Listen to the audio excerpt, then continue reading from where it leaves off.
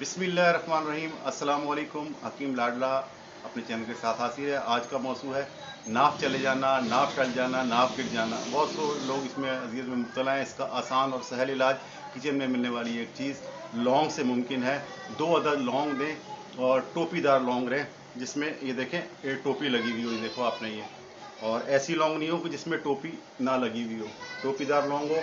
इसको करना ये है, रात को सोते वक्त जो है 2 लौंग नाप जिसे धुन्नी बोलते हैं उसके अंदर रख के टेप लगा दें, रात भर लगी रहने दें।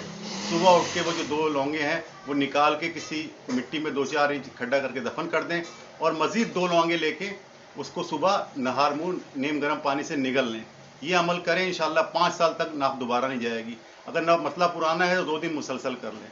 तो इंशाअल्लाह ताला हैरत अंगेज़ और हिकमत के इसरारों में से ये नुस्खा है, दिल का राज है।